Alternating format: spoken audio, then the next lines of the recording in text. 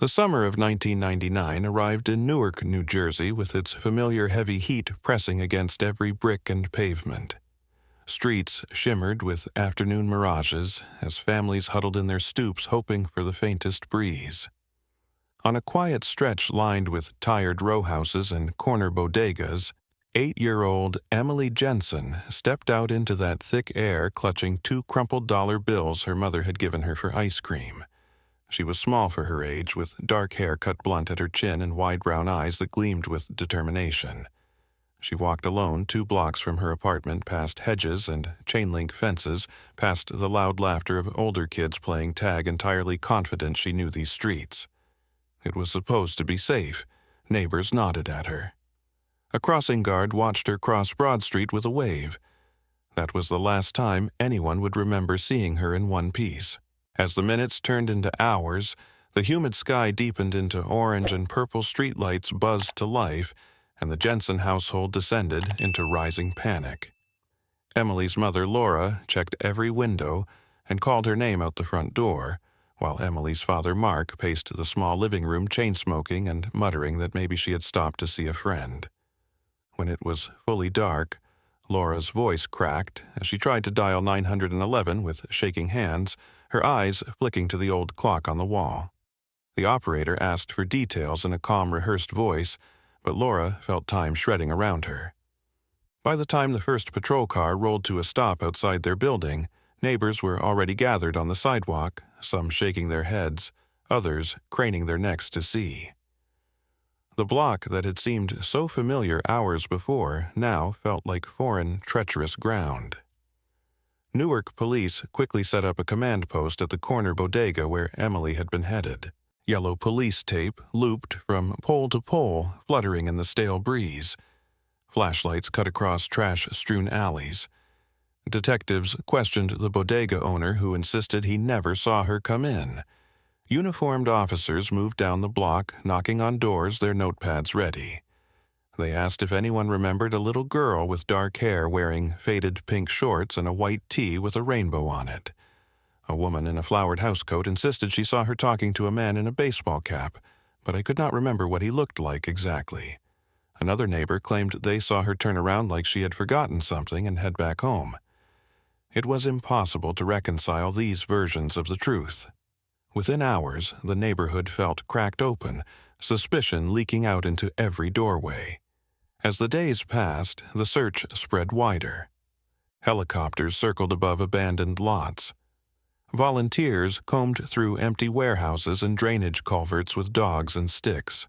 Flyers with Emily's face plastered on them curled and faded in the sun. Television crews showed up reporters pressing microphones into Laura's face as she blinked at them with haunted eyes. She repeated her daughter's name over and over, her voice fraying like rope. Mark stood beside her, his hand on her back, but his eyes rarely met the cameras. At night, the apartment stayed lit like a lighthouse, the TV on for background noise, every so often playing the news segment about the missing girl. Laura sat on the couch clutching Emily's favorite stuffed rabbit to her chest, rocking slightly as if trying to keep herself from splintering. The police presence dwindled as tips dried up, but Laura refused to stop. She called every detective she had a number for, leaving long voicemails that sometimes turned into sobs before she hung up. By the end of summer, the search felt hollow. Kids went back to school cautious at first, but soon laughing again in the hallways. Parents clutched their children's hands a little tighter at the crosswalks. The case slipped from the front pages of the newspapers, replaced by political scandals and sports scores. Laura and Mark drifted through their apartment like ghosts, barely speaking except for whispered arguments behind closed doors. Laura covered Emily's bedroom in stuffed animals and angels, the walls lined with photographs of her missing child, refusing to change the sheets or clear out the closet. She told friends she needed to keep it ready for Emily's return. Mark spent longer hours at his job as a plumber, coming home exhausted and angry, flinching at Laura's accusatory glances when he dropped his keys too loud or when he forgot to say goodnight to their son Tyler. The family was rotting from the inside out. As the first anniversary approached, Laura felt her insides hardening into something cold and metallic. She had taken to walking the neighborhood every evening, retracing Emily's last steps, peering into alleys and abandoned houses. She carried flyers in her purse at all times and handed them to anyone who seemed even remotely willing to take them. People began to look away when they saw her coming. At night, she scoured missing person forms online, sending emails to anyone who claimed to have psychic visions or information. She barely slept. Her doctor tried to prescribe pills, but she never filled the prescription, certain they would dull the vigilance she believed was the only thing keeping Emily alive in some unknowable place. She could not afford to be numb. She believed her daughter was out there. She believed she was waiting for her mother to find her. Even when the police stopped returning her calls, Laura refused to give up.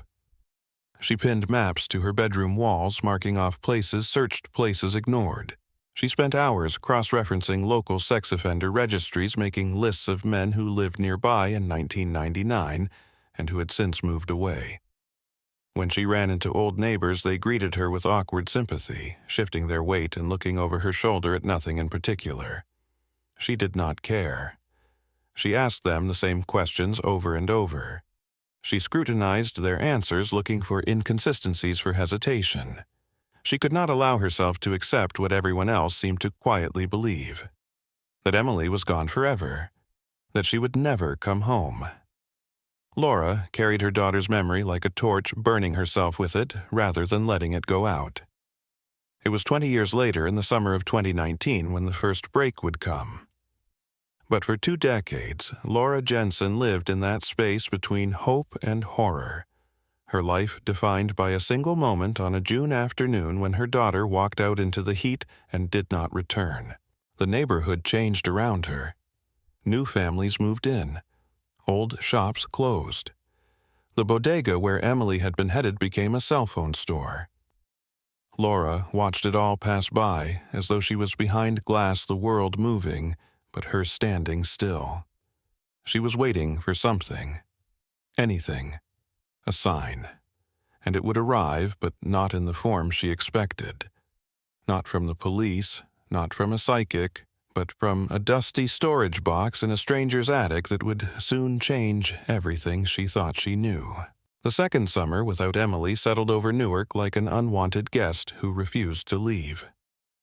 The year following her disappearance had hollowed out the neighborhood in ways people did not admit easily.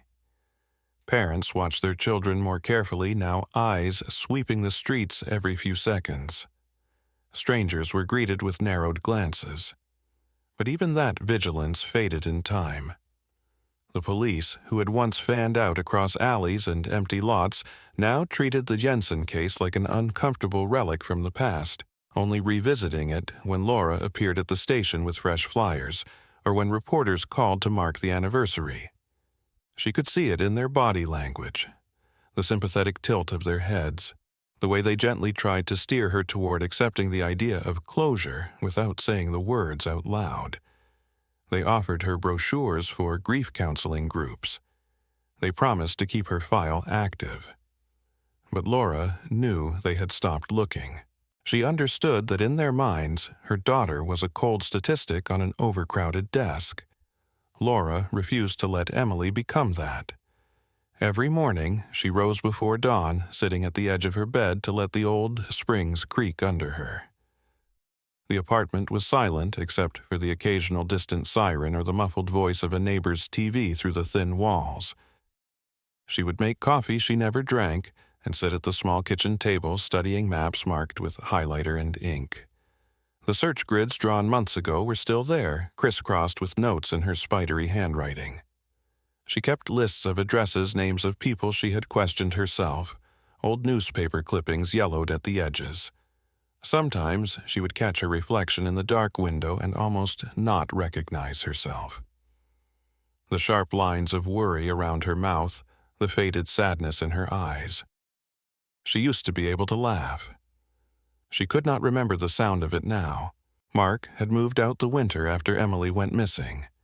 The silence between them had become unbearable. At first, he would come by every few days to check on Laura and their son Tyler. He would bring groceries or fix a leaky pipe, but each visit ended in a fight. He told her she had to let it go, that she was ruining what was left of their family. She called him a coward, accused him of abandoning Emily all over again. Eventually, he stopped coming except for the occasional awkward visit with Tyler at a diner across town. Laura would watch them from her car sometimes, her hands white-knuckled on the steering wheel, wondering if Mark ever thought of Emily during those meals. She was certain he tried not to. She thought that forgetting her was a second kind of betrayal. Outside their apartment, the neighborhood had changed too. Some families who had helped search that first week had moved away tired of the fear or chasing jobs in other cities. New tenants moved in who did not know Emily's name. The bodega changed owners twice in the first year alone. The new man behind the counter did not remember the little girl who had never made it to buy ice cream. Laura would sometimes stand outside the door watching customers file in and out, wondering if Emily had been scared when she realized she could not go home. She would force herself to imagine every possibility, even the worst ones, as if refusing to let the horror hide in the shadow it would somehow give her power over it. The police still got tips from time to time.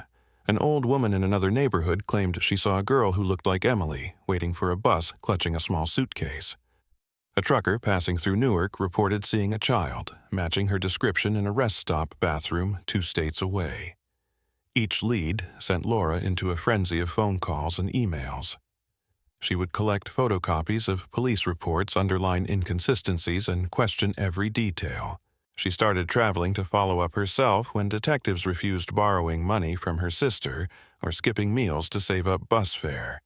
She learned to navigate shelters and churches, walking into rooms that smelled of mildew and lost hope, asking if anyone had seen her daughter. Most people just shook their heads. Some offered prayers she did not want.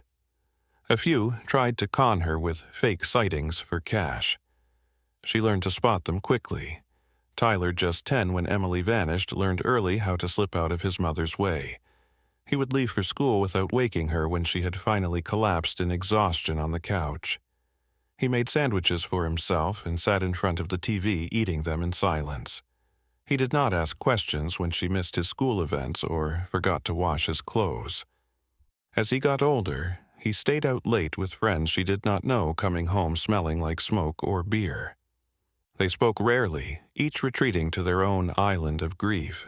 Laura would sometimes find his door-closed music turned up to block the world out and stand there with her hand raised to knock but unable to do it. She felt she had lost 2 children, one stolen by a stranger, and the other slipping away one quiet day at a time. Laura never stopped marking time.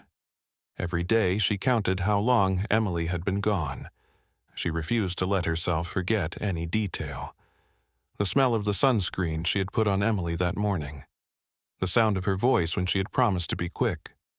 The scuffed sneakers with the loose laces Laura had told her to tie properly. She kept those shoes in a box in her closet, unable to throw them away. She took them out sometimes, running her fingers along the fraying canvas until her vision blurred. She did not allow herself to imagine a grave.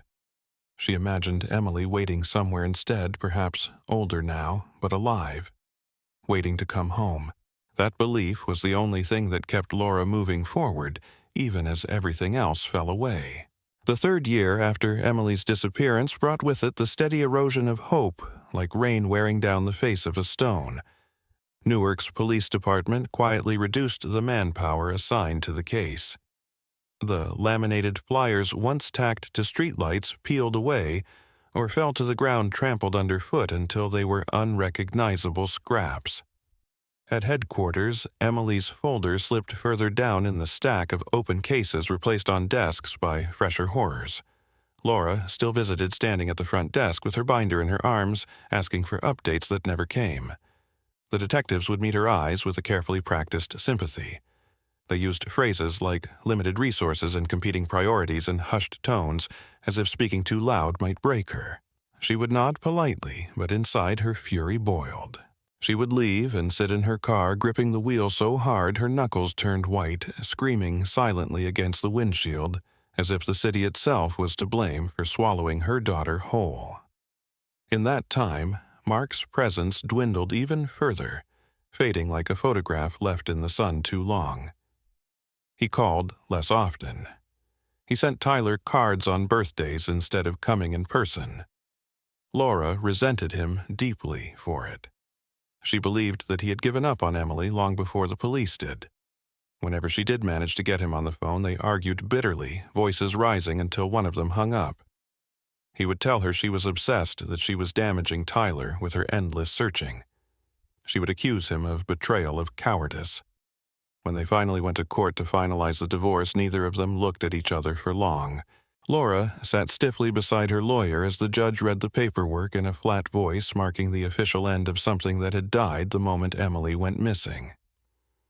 She returned home that evening to the too-quiet apartment and sat on Emily's bed until the dawn light crept through the blinds, painting long lines across the floor.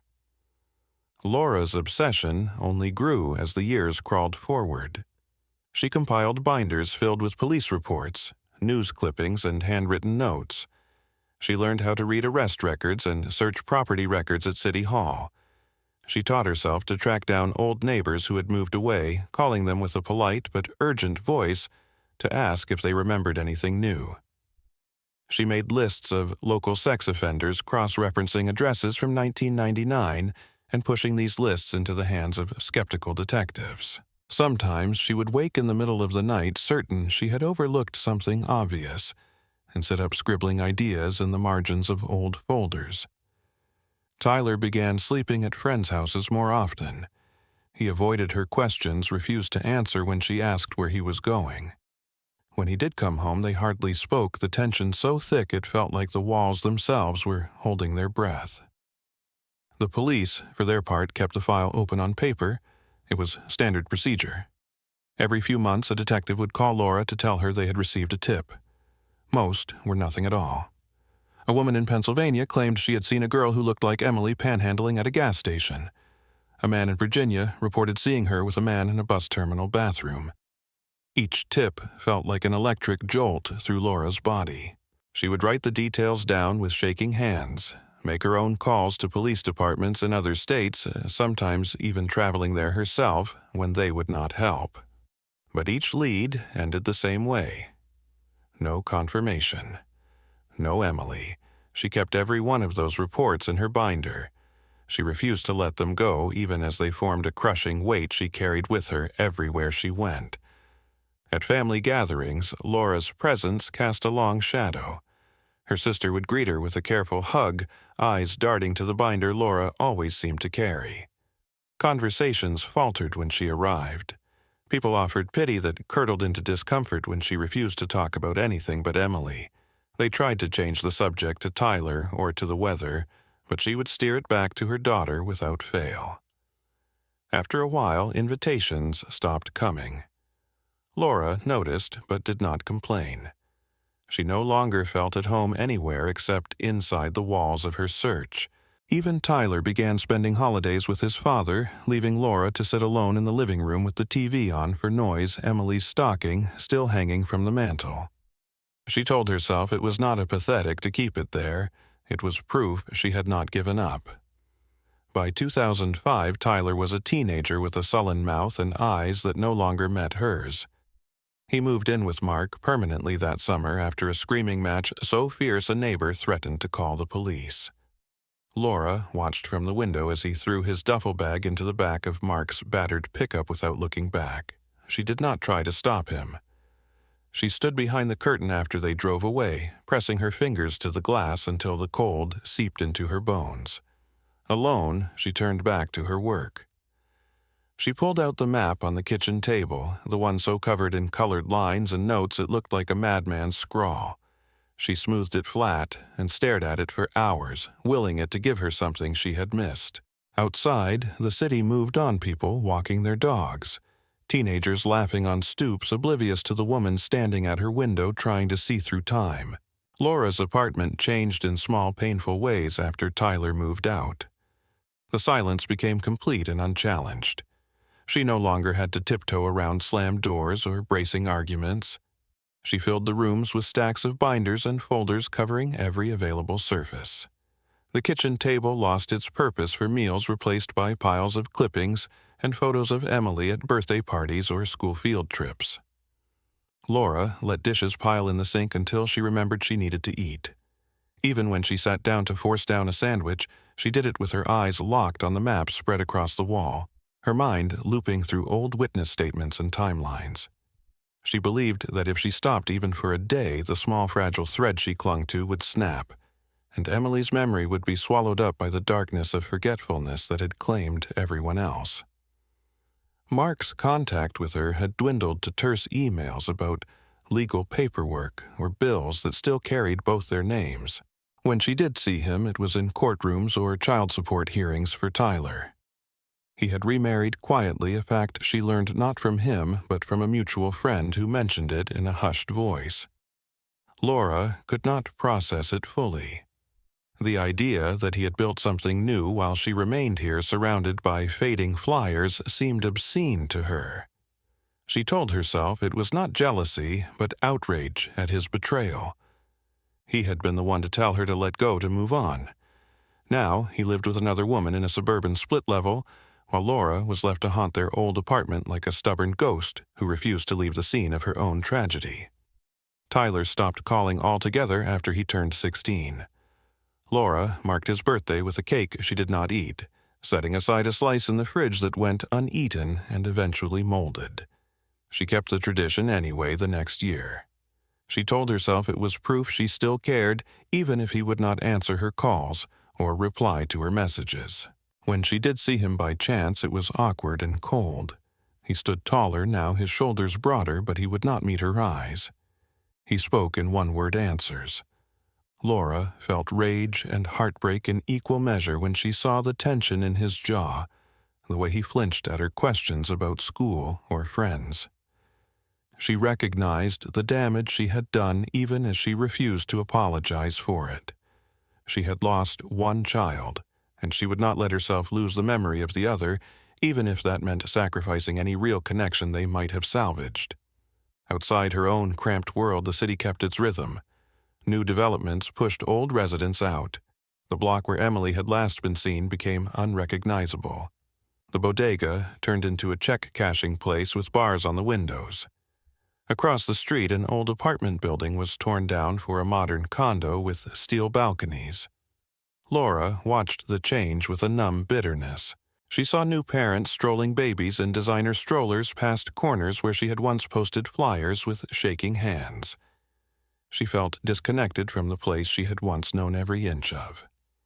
It was as if Newark itself was trying to erase her daughter by painting over the old scars with fresh, bright colors that meant nothing to her. Laura found herself speaking to Emily aloud more often during those years. She would wake in the middle of the night from half-remembered dreams and sit on the edge of her bed whispering promises into the dark. She apologized for not protecting her. She swore she would not stop looking. Sometimes she pleaded with her to give her a sign, anything that she was still out there. She did this knowing how it would look to anyone else. When she caught her reflection in the dark window, she did not see a woman anymore, but something feral and raw. Something that had been scraped hollow by too many years of searching without answers. She did not care. If people wanted to call her mad, they could. She would rather be mad than forget. The apartment itself became a kind of mausoleum for her obsession. She taped maps to the walls in the living room, connected with yarn and notes in a thick black marker. She pinned old receipts, police statements, and handwritten witness memories to corkboards. She kept Emily's backpack, the one recovered from the stoop, in a glass display box she bought from a second-hand store. She sat in front of it for hours at a time, imagining the last moments she might have carried it. Friends who tried to visit eventually stopped knocking. They told her kindly, or not so kindly, that they could not watch her destroy herself. She accepted that loss too. She had chosen her path and did not expect anyone else to walk it with her. Money grew tight. She lost her job at a local diner when the owner finally tired of her missed shifts and distracted service. She tried temp work but struggled to focus. She spent evenings at the library, using the computers to research cases of recovered children, convincing herself that Emily might one day be one of them. She sold furniture piece by piece until the apartment was mostly empty except for a mattress, a battered sofa, and the ever-growing wall of documents. She cut her own hair in the bathroom mirror with kitchen scissors. She did not buy new clothes. She poured every cent she could spare into bus tickets to follow up on tips or pay for photocopies of records. She became a familiar if unsettling presence at the police station, the desk clerks learning to brace themselves when they saw her approach with her binder clutched tight. The years passed with Laura moving through them like a shadow, cast by the glow of old memories she refused to let die. She kept Emily's face alive in her head, with obsessive precision, remembering the exact tilt of her smile and the scabs always on her knees from playing in the yard. She would wake in the dark to the phantom sound of her voice so real she found herself calling back before she realized it was only in her mind. In 2005, the police called her in after a city maintenance crew discovered a small child's shoe wedged in a storm drain 5 blocks from where Emily was last seen. Laura remembered the breath catching in her throat as the detective slid the evidence bag across the table. It was the same brand she had bought for Emily, the same faded blue color with the heart-shaped patch on the heel. She held it in her trembling hands for so long they had to ask her to give it back so they could send it to the lab. Laura convinced herself that this was the break she had begged for. She sat at the kitchen table night after night replaying what it might mean. The idea that Emily could have dropped it while running or being carried forced Laura to see the streets again through her daughter's eyes, small and scared and alone. She walked that path dozens of times, imagining every possibility. The lab results finally came back weeks later with the answer she dreaded most. No DNA they could use, no blood, no traceable fibers. Nothing but a shoe so worn and weathered it offered no clue about when it had been lost. Police quietly suggested it may have been planted or even discarded years later by someone who found it. Laura refused to accept that. She felt in her bones that it was Emily's, that it was a message she was meant to find. Laura could not let it go. She posted photos of the shoe on forums for missing children, sending the image to anyone who would look. She forced the detective in charge to pull old records of storm drain maintenance in that area, insisting someone might have moved it there after the initial searches. She argued with him in the station lobby so fiercely a sergeant had to pull them apart. The detective's expression was weary but firm when he told her the truth she would not hear. They had nothing. No new leads, no fresh evidence. It was a dead end. Laura left the station with the image of his resigned face burned into her memory. She clutched her binder tighter to her chest on the bus ride home, whispering to herself that she would keep going no matter what anyone said. By 2008, Laura had become something of a legend among local reporters and police. They knew her face instantly. Some pitied her, others avoided her, but none doubted her persistence. She showed up at city council meetings to speak about missing children programs, even when they refused to put her on the agenda. She cornered politicians at campaign stops. She volunteered at community events solely to hand out flyers with Emily's face on them. Neighbors grew used to seeing her pacing the sidewalks with a shopping bag full of flyers she replaced every time one was torn down or faded. When new families moved onto the block, she introduced herself by showing them Emily's photo and asking them to please keep an eye out, as if her daughter might walk past their window at any moment. At night, her apartment was so filled with paper it had the smell of old newsprint and stale air. She slept on a mattress in the living room beside her maps, unwilling to leave them behind, even for the comfort of a bed in another room. She kept a notebook at her side to jot down any thought that arrived unbidden. Names of people she still needed to question. Old witnesses she wanted to track down. Obscure leads that haunted her. She drank instant coffee by the cup until her hands shook too much to write. When she felt the exhaustion press her down, she would close her eyes and whisper promises to Emily. She would tell her she was coming. She would tell her she had not given up. In 2012, Laura received a letter that would ignite the old fire in her chest with terrible intensity. A local newspaper had run a small story on Emily's anniversary with her age-progressed photo. A week later, Laura opened an envelope addressed in neat block letters with no return address. Inside was a single page torn from a notebook. On it was a scrawled message saying she would never find her because she was gone forever. There was no signature. Laura sat at her kitchen table reading it over and over, feeling a cold sweat break out along her back.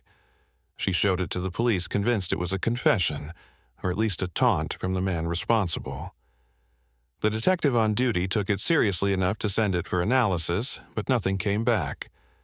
No fingerprints, no DNA on the paper, no match to any known handwriting. It was a dead end again. Laura kept the letter. She pinned it on her corkboard with the rest of her evidence, unable to throw it away. It became part of the landscape she lived in. A threat or a clue, or maybe both. She read it some nights like scripture, looking for hidden meaning in every line. She convinced herself the message was proof Emily had been taken, that someone out there knew exactly what happened. The police suggested it was probably a cruel prank from someone who had seen the article. Laura ignored them. She sat in her apartment with the letter in her lap and told herself over and over that it was not over. She would keep going. She would not stop until she found the truth, no matter what it cost her.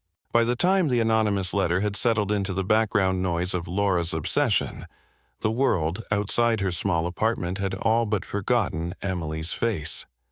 The posters were now so tattered that shopkeepers refused to let her hang them anymore. The edges of the paper cracked like old bones when she tried to tape them up. She started printing them on her own cheap printer, the ink always running out at the worst time. It became a daily ritual to check if she had enough to make another batch. Her hands were perpetually smudged with black ink, as if she were in mourning, even at the molecular level. Meanwhile, the calls from reporters stopped entirely, no one interested in covering another anniversary with no new developments. Laura understood they saw it as old news too stale to make people care. She felt that cold fact settle in her chest like a stone. One day, in the winter of 2012, Laura received a message from a number she did not recognize. It was Mark. He had moved to Florida years before, and they had not spoken in any meaningful way since Tyler's graduation, when they had managed to stand on opposite sides of the rented hall, pretending not to see each other. His voice on the voicemail was hoarse and subdued, telling her that he was sick. The word itself felt vague and heavy. She played it back several times, picking apart his slow delivery and the rasp that caught in his throat. He was asking her to call him back. It felt like reopening a door that had been nailed shut. Laura did not know what she would say if she did. She waited days before she finally pressed the call button, her fingers shaking so badly she had to grip the phone with both hands. When he answered, he sounded even worse than she expected. His breathing came in ragged pulls, his words broken up by long pauses. He told her he had been diagnosed with late-stage lung cancer and that the doctors were giving him a matter of months. Laura listened with a cold tightness in her gut that felt like pity and rage all at once. She wanted to ask him why he was telling her. She wanted to scream at him for leaving, for giving up, for living another life while she rotted in their old memories. But she said nothing. She let the silence spread between them until he filled it himself, saying he wanted to see her. She hung up without agreeing and sat there in her chair staring at the wall for hours. Eventually, she went. She boarded a bus that smelled like stale coffee and wet coats, the windows fogging up with the breath of other tired passengers. She sat alone, the seat beside her, piled with her binders, even though she knew she would not open them. When she arrived in Florida, the air felt too warm and heavy, wrong for the time of year. She took a taxi to the hospice facility where Mark had been moved. She stood in the lobby, clutching her bag to her chest, refusing to sign in until the nurse convinced her with gentle firmness. When she finally walked into his room, she stopped cold. He looked like a shadow of the man she had known. His skin a paper-thin yellowed parchment stretched over sharp bone's eyes that once held a stubborn gleam, now sunken and dull. They talked, though talk was not the right word for it. Mark did most of the speaking in breathy gasps. He apologized more than once. He told her he should have tried harder, that he should have stayed in Newark, that he should have looked for Emily longer. Laura did not forgive him. She sat there, stiff-backed, in the visitor's chair and listened without offering anything in return. She watched his eyes fill with tears that slid down the side of his face to soak into the thin hospital pillow. The smell of antiseptic and stale sweat filled the space between them. She found herself cataloging every detail like it was evidence, his hands twitching on the blanket, the sound of the machine measuring his oxygen levels, the way his voice broke when he said her name. On her last visit before she left Florida, he tried to hold her hand. She let him for a moment before pulling away. She asked him one question, her voice shaking so badly she bit her tongue. She asked him if he knew what had happened to Emily. He closed his eyes and turned his head away. For a moment she thought he had fallen asleep, but then he whispered that he was sorry. She pressed him, leaning in until she could feel his thin breath on her cheek, demanding he'd tell her everything.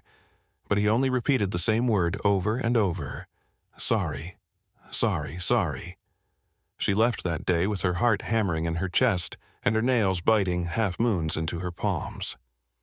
She did not return for his final days. When the hospice called to tell her he had passed, she thanked them with mechanical politeness before hanging up.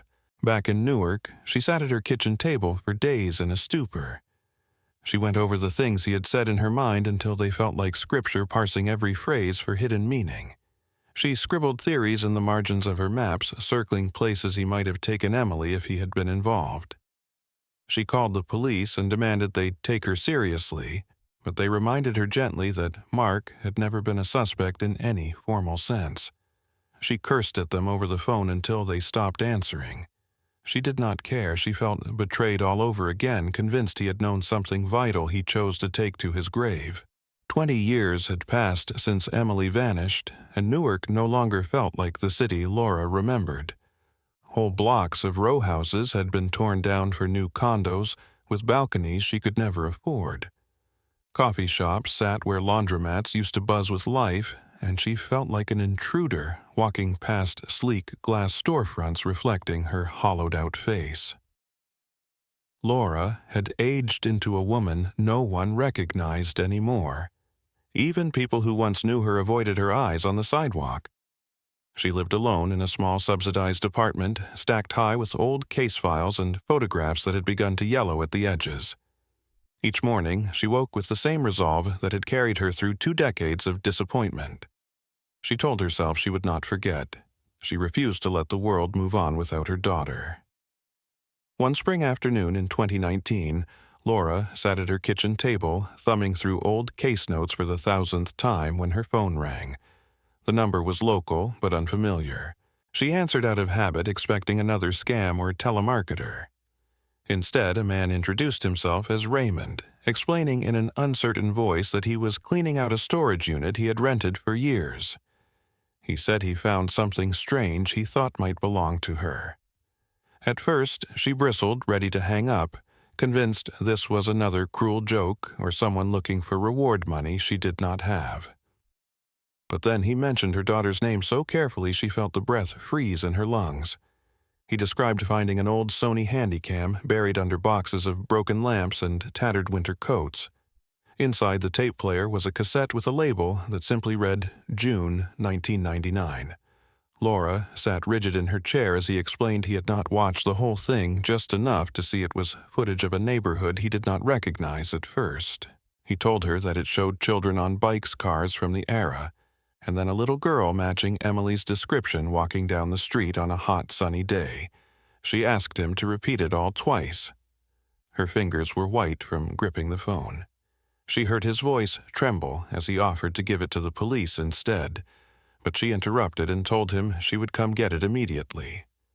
She threw on the same coat she had worn every winter for nearly 10 years, no longer caring that it was stained and threadbare. She felt the old heat rising in her chest that she had not felt in years. It was hope, jagged and cruel, but alive all the same. When she arrived at Raymond's address, she saw him waiting on the stoop holding a cardboard box like it was something fragile. He was a tired-looking man in his 60s, with a kind face that seemed burdened with worry. He did not ask many questions. He simply handed her the box and mumbled that he hoped it would help her somehow. Laura did not stay to talk. She took the box with both hands and held it tight against her chest all the way back to the bus stop. She sat there shaking so badly she thought she might vomit, afraid to open it right there, but unable to keep her eyes off it. When she finally got home, she set it on the floor in front of her couch and stared at it like it might bite. It took her hours to gather the courage to touch it again. She dug out the old camcorder from inside and turned it over in her hands, feeling the grime caked in its buttons. She had no idea if it would even turn on. She'd searched through her boxes until she found an ancient power adapter and prayed it would fit. When the small green light finally blinked alive on the charger, she let out a single sob. She waited through the long charging process, pacing her apartment in uneven loops.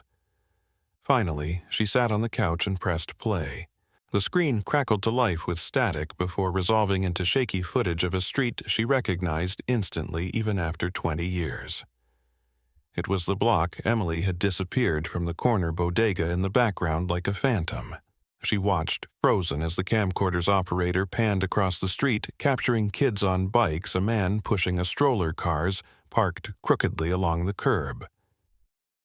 Then the camera turned, and there she was, Emily.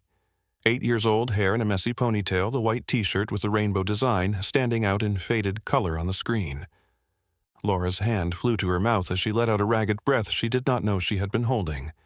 She watched as Emily walked with determined steps, glancing back once as if someone called her name. The camera zoomed clumsily, and for a moment, Laura could see her daughter's small, anxious face before she turned a corner and disappeared from view. The tape ended abruptly with the image of the empty street, frozen like a tombstone.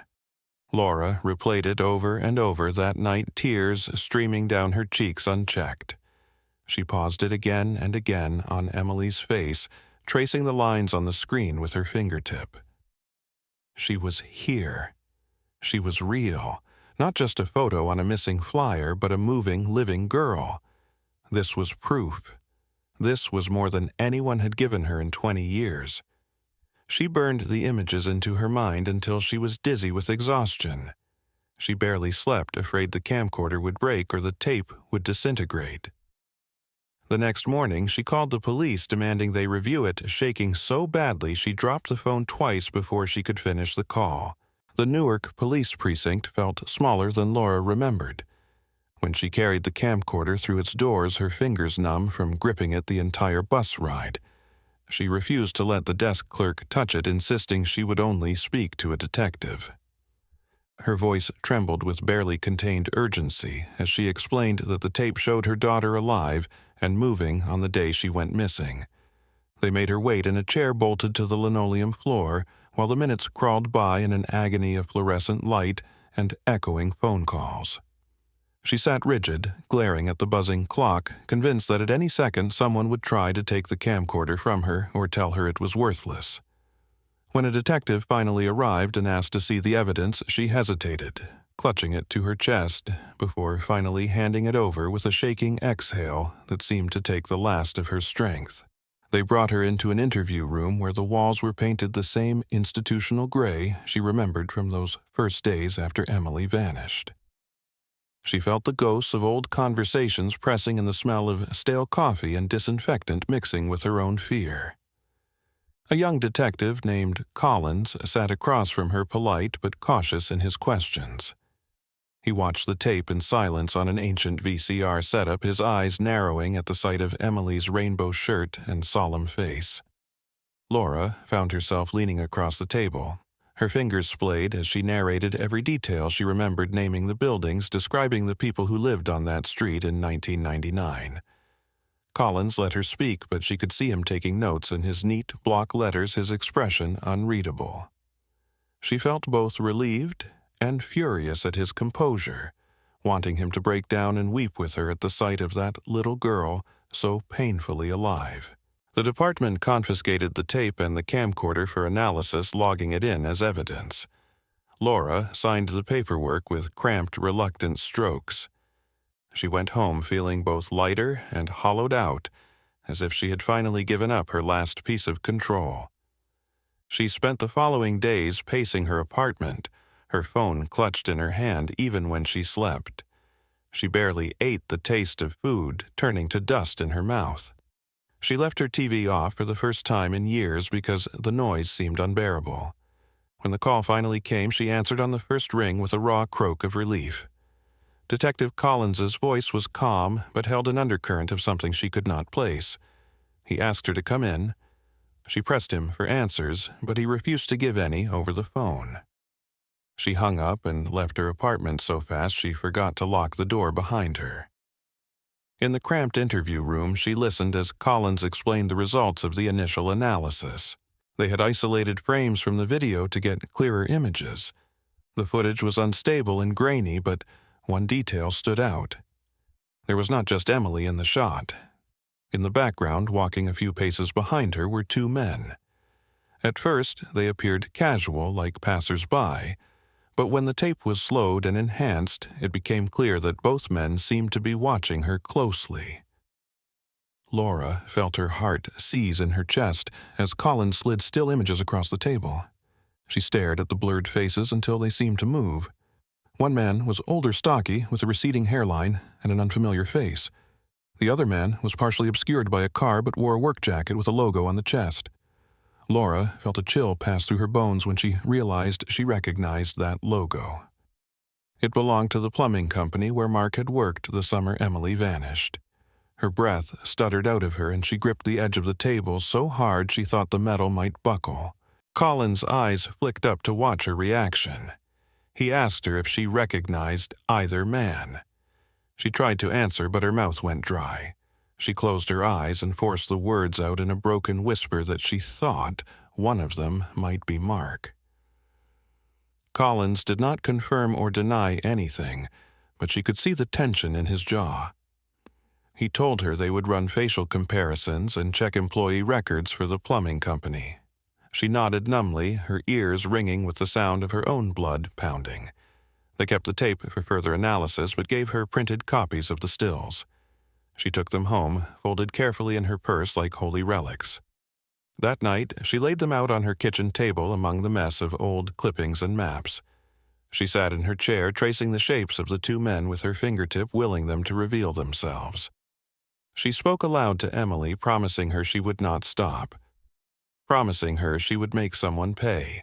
In the dim glow of the overhead light, the men's faces seemed to shift and blur, becoming both familiar and foreign all at once. She did not sleep that night nor the next. The department called her in weeks later with the results. The older man was identified as James Foley, a convicted sex offender who had died in prison years earlier for unrelated charges. The news hit Laura like a slap, equal parts validation and horror. She demanded to know why no one had looked at him in 1999. Collins explained gently that Foley had not lived in Newark at the time on record, though Laura refused to believe it meant anything. They had let him slip through their fingers. As for the second man, the footage was too poor to make a conclusive ID, but they confirmed the plumbing company logo matched the one Mark had worn in old photos. Laura sat in the waiting area of the police station with her fingers drumming against her knee, the sound loud in the dead hush that settled between ringing phones and muted conversation. She had insisted on meeting Detective Collins again after the identification of James Foley, unable to let the thread go slack. Her mind felt like it had been wired to a live current since learning about Foley's criminal record. She imagined every scenario where Foley and Mark might have spoken, shared a beer after work, traded details about Emily like it was nothing but gossip. She wanted to scream each time her thoughts looped back to Mark's deathbed apology, that meaningless sorry repeated over and over until it meant everything and nothing at the same time. When Collins finally called her back, she moved with unsteady determination, clutching the strap of her battered purse like it was the only thing keeping her tethered to the floor. Collins told her they had been digging through employment records and old addresses. They had found another man who worked with both Mark and Foley briefly during the summer of 1999. His name was Dennis McNally, a quiet man who had kept out of trouble for the most part, but had moved out of state soon after Emily disappeared. Laura felt a chill at the way Collins said his name careful and deliberate, as if testing its weight in the air. They had tracked McNally down to a small town in Pennsylvania, where he lived alone in a rental with flaking paint and grass grown tall around the porch. Collins said they had spoken to him twice by phone, and both times he had sounded nervous, claiming he barely remembered that summer at all. Laura felt a deep tightness in her chest that she recognized as hope mixed with something like fear. Detectives arranged to visit McNally in person. Laura was not allowed to go, a fact that filled her with helpless rage. She spent the days of their trip pacing her apartment until she wore a path in the thin carpet, chewing her lip raw. When Collins called to say they had returned, she nearly dropped the phone in her scramble to answer. She barely listened as he explained the interview, her ears buzzing so loud she thought she might pass out. McNally had finally admitted Foley and Mark were drinking buddies that summer, men who shared jokes she did not want to know the punchlines to. He described them showing up late to jobs sweaty and loud, always with beer on their breath. He said they talked about side work around Newark, but got cagey whenever he asked where exactly they were headed. McNally said something else, too. He remembered one afternoon when Foley showed up in a rush, telling Mark they had to go take care of something. McNally told police he felt a weird energy that day, something that made the hair on his arms stand up. He remembered watching them drive off together in Mark's old pickup, the one Laura had fought to keep in the divorce before selling it for rent money years later. He admitted he never asked questions, just finished his own work and left early. Laura listened to Collins describe this in his flat, calm voice and felt something inside her crack. She wanted to throw the chair across the room. She wanted to run out into the street screaming. Instead, she sat frozen, tears burning her eyes as she gripped her purse so tightly her knuckles ached. Police took McNally's statement seriously enough to re-examine the case officially. Laura watched as it was reclassified from inactive to open with new leads. The words felt hollow, even as they gave her something to cling to. She spent hours on the phone with Collins, begging for details, pleading to know if they would arrest anyone or if Mark would be named a suspect posthumously. Collins kept his answers careful. He told her the evidence was still circumstantial. They needed more. He warned her gently that Mark was dead and Foley was dead and that prosecutions were unlikely. Laura screamed at him, once the sound cracking her voice so badly she hung up in shame before he could respond. She sat with her face buried in her hands for a long time, the apartment filled with the soft sound of her broken sobs. She tried to visit Tyler during this time, hoping to tell him everything, to finally lay it out like a confession. But he had moved again this time without leaving her an address. She tracked him down on social media only to find his profile set to private, his photos full of friends she did not recognize. He looked older, harder around the eyes. She wrote him messages that sat marked unread for weeks. She tried not to think about how her obsession had driven him away for good. In her worst moments, she told herself he was safer not knowing. He did not need to carry the burden she had strapped to her own back for 20 years. She kept the police photos of Foley and the blurry frame of Mark's jacket folded in her pocket like holy relics, pulling them out on the bus or in line at the grocery store just to hold them in her fingers, proof she had not imagined it all. At night, she took to sleeping in her clothes on the sagging couch, the TV flickering quietly with old reruns she did not hear.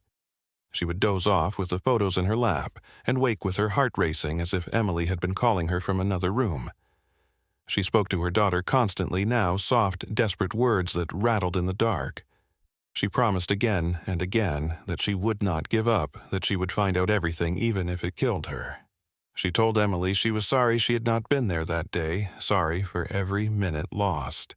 She traced the map of Newark with her fingertip until the paper wore thin, in places her eyes searching for answers she knew might never come.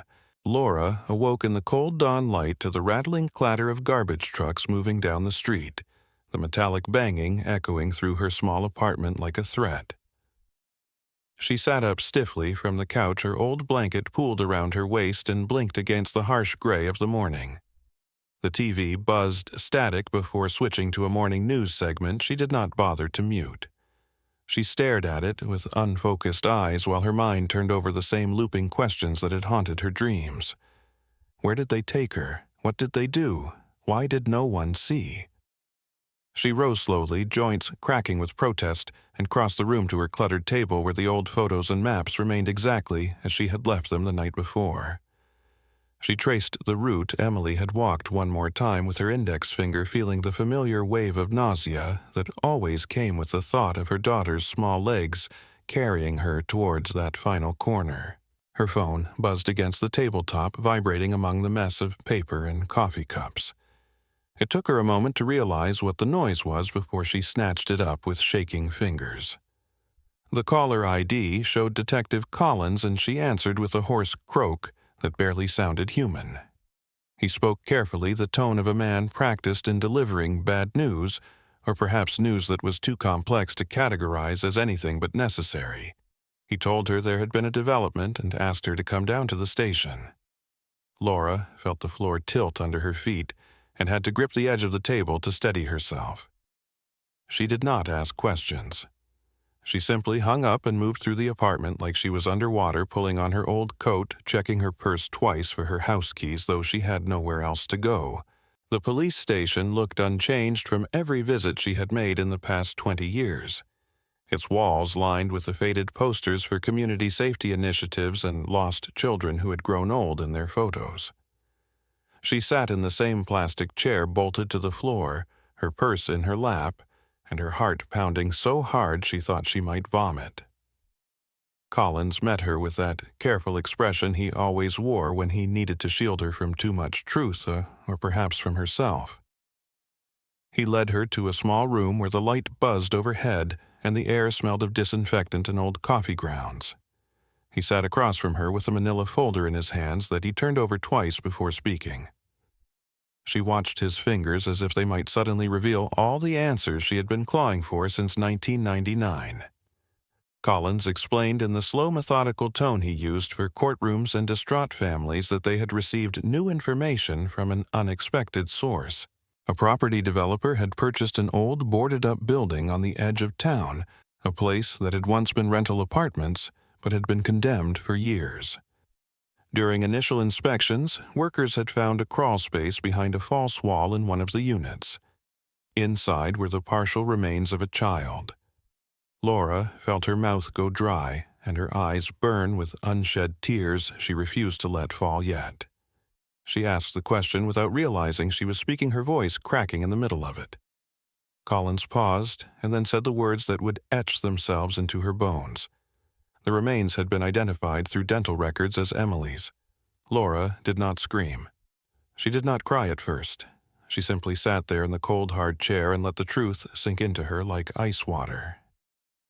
Collins continued speaking, his voice flattening further as he explained the details.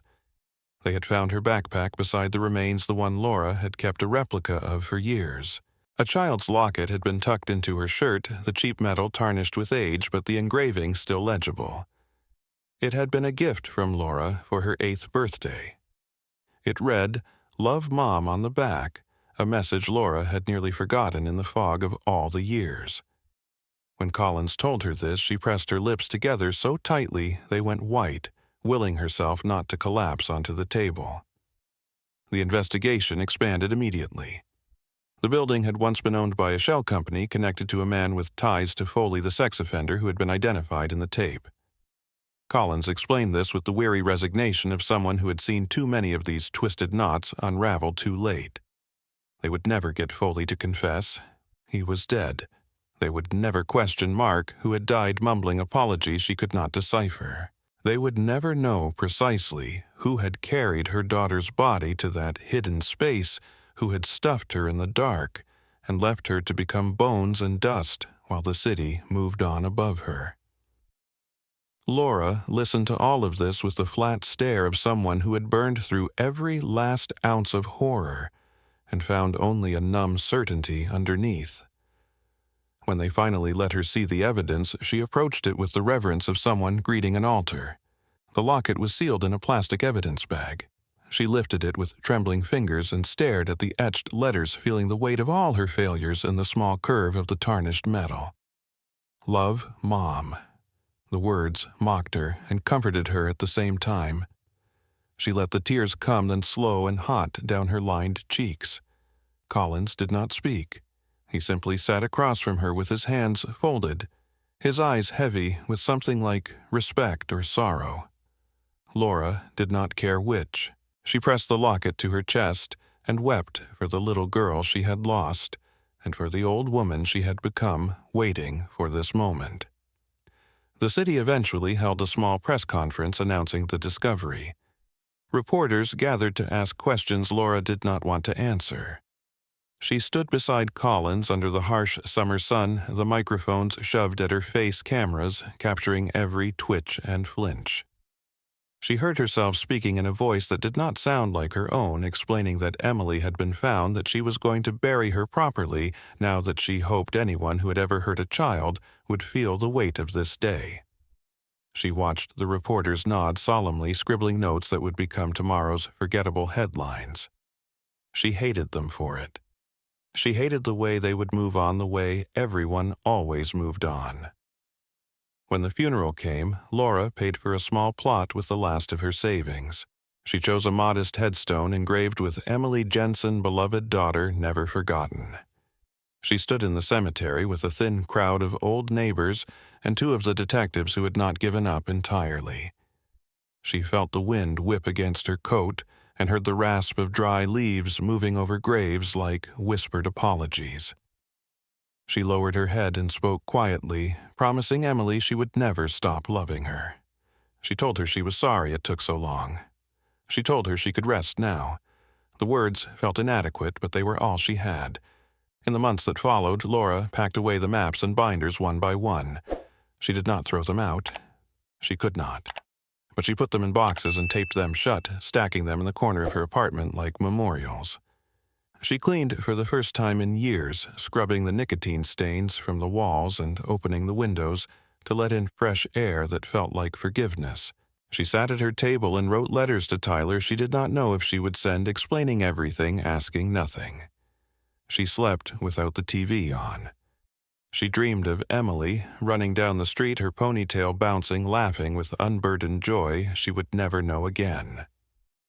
Laura woke from those dreams with tears on her face, but for the first time in decades she let them dry there without shame. If you found this story compelling, please like and subscribe to the channel to support more content like this. I would love to hear what you think about the plot in the comments, and let me know where you are watching from. Your feedback helps keep these stories alive.